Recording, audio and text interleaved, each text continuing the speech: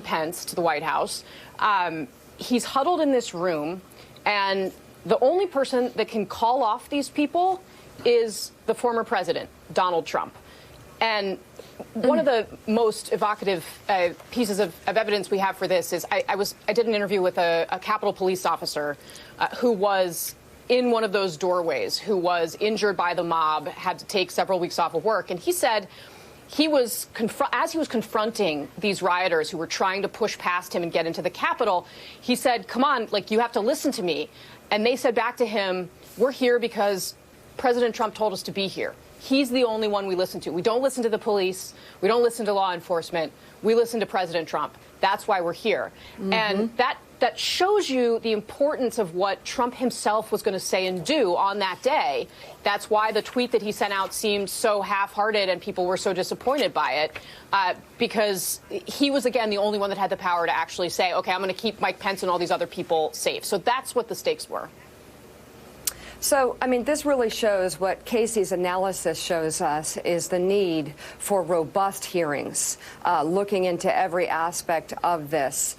Because I want to focus on something Casey said, Trump being the only person who could have really called this off, John Heilemann. It's just like so many of those people who were there and so many people across America. Trump is the only person who could inspire them to get the vaccine. And yet he doesn't. And therein lies the cult-likeness of the Trump following. That is such a danger to our democracy. It's not an exaggeration. This is how cult leaders act. Yes. And I will go back to something Willie said a second ago, Mika, to answer that question. Then I want to ask Mike Schmidt a question going out of this. But you know, Willie said that the Republican Party and Donald Trump were in full denial about what happened on January 6th, but he cited something that is much worse, and this goes to the cult leader point. You know, what Trump is now doing is something much, much more insidious and much more dangerous than being in denial.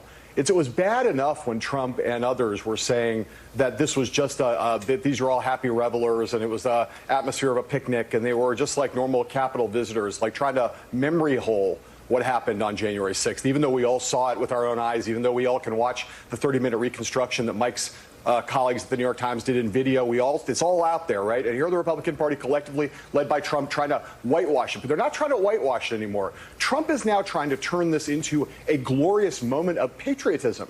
He's now trying to do a full Orwellian inversion. And, you know, the whole thing of now trying to turn Ashley Babbitt into a martyr is another part of that. That is going in a much more, I mean, the memory holding is dangerous, is incredibly dangerous to the country when you have tens of millions of Republicans who believe the election was illegitimate. But to try to characterize this as a glorious moment, a righteous moment, is 10 times worse. And it leads me, Mike, to this question, right?